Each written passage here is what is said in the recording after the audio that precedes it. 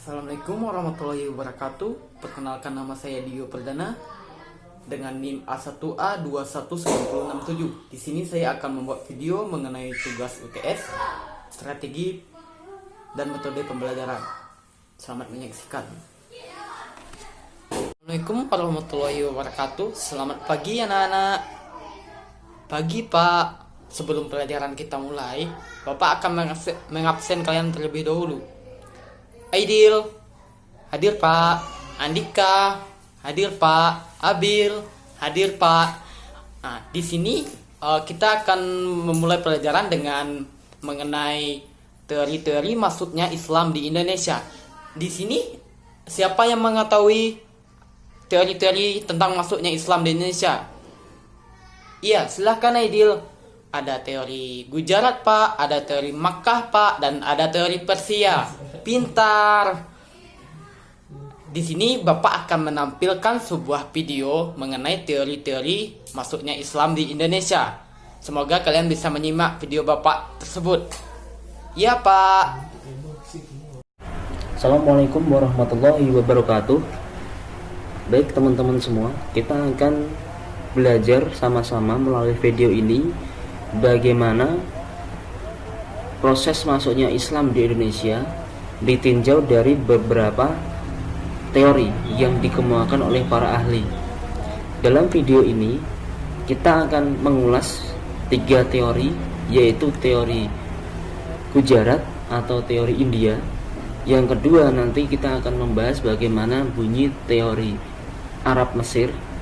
Terus yang ketiga, kita juga akan membahas satu macam teori lagi, yaitu teori Persia. Adapun sebenarnya menurut para ahli sejarawan, sebenarnya ada teori lain, misalnya teori Tiongkok, bahwa masuknya Islam di Indonesia itu juga ada andil dari Tiongkok, khususnya ketika Laksamana Cheng Ho melakukan pelayaran untuk dinasti Han. Namun pada video ini kita hanya akan membahas 3 macam teori yang dikemukakan oleh para ahli.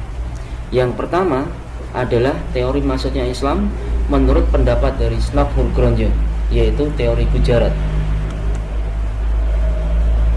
Bagaimana bunyi teori Gujarat?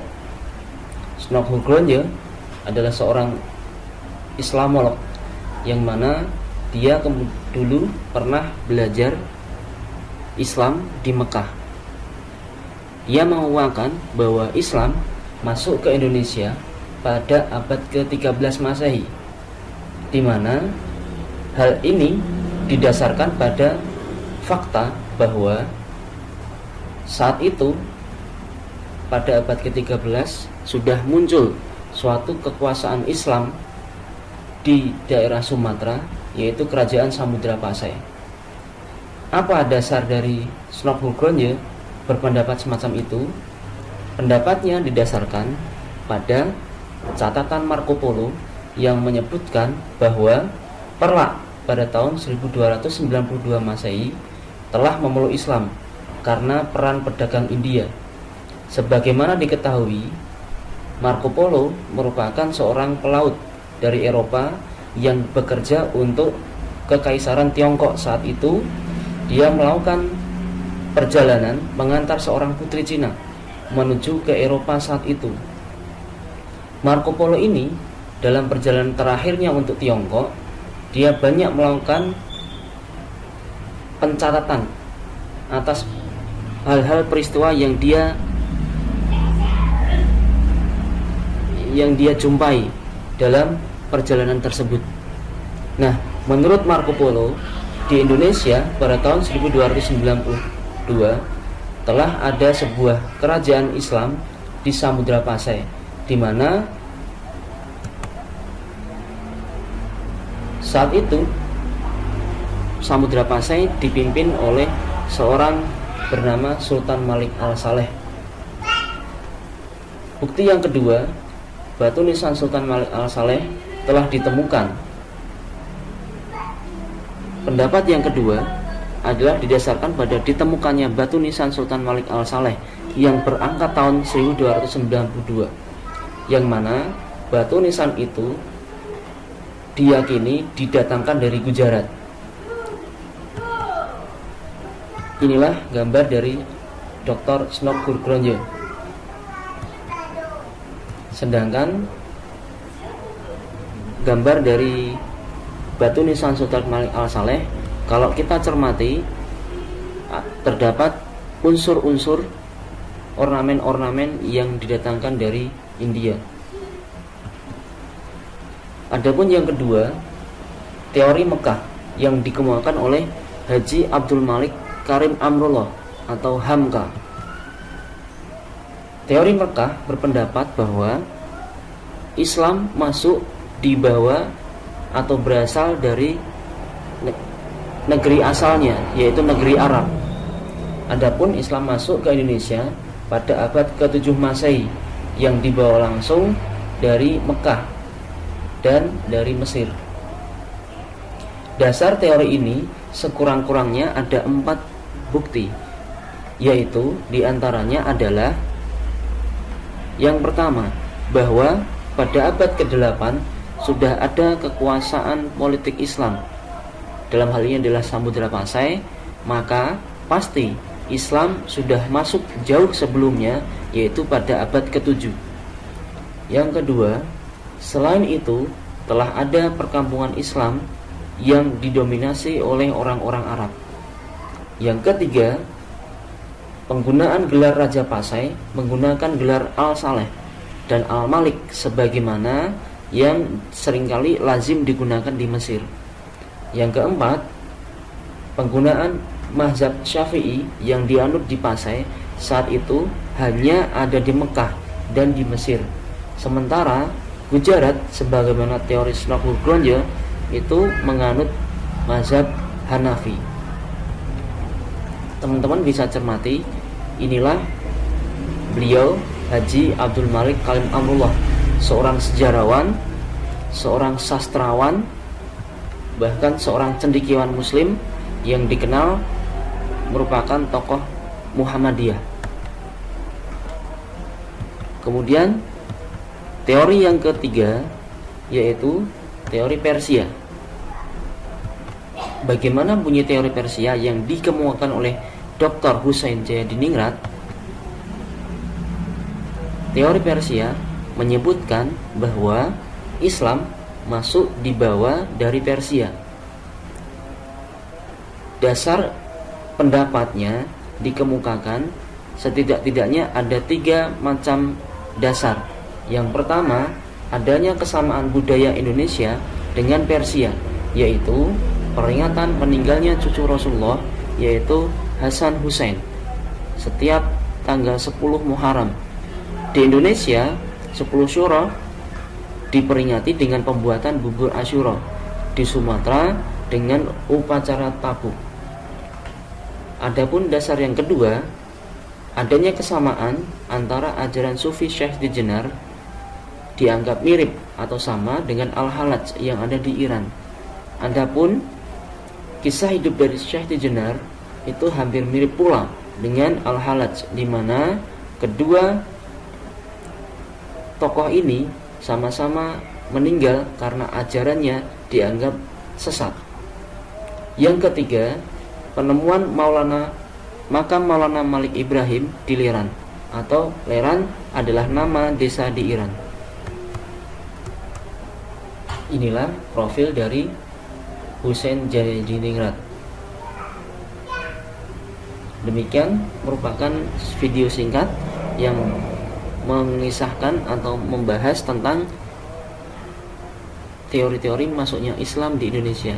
Semoga teman-teman bisa belajar dari video ini ya. Jangan lupa subscribe dan siapa yang mengetahui proses Islamisasi di Indonesia? Iya Ipul, silahkan. Yang saya ketahui Pak, proses Islamisasi di Indonesia melalui jalur perdagangan. Pada saat itu, para pedagang dari Arab berdatangan ke Indonesia di pesisir pantai Jawa Pak. Di sana, para penduduk Indonesia masih belum menganut agama Islam. Di sana, para pedagang Arab juga mendatangkan mullah-mullah dari Arab dan mereka juga mendirikan masjid-masjid di pesisir Jawa Pak. Di sana banyak bupati-bupati yang telah memasuk agama Islam, Pak. Pada saat itu Islamisasi di Indonesia melalui jalur perkawinan, Pak. Pada saat itu banyak pedagang dari Arab yang menikah dengan orang Indonesia. Sebelum menikah, orang Indonesia pada saat itu diislamkan dulu, dan banyak mereka yang memiliki keturunan yang juga Islam, dan seterusnya akan menjadi kampung Islam, Pak.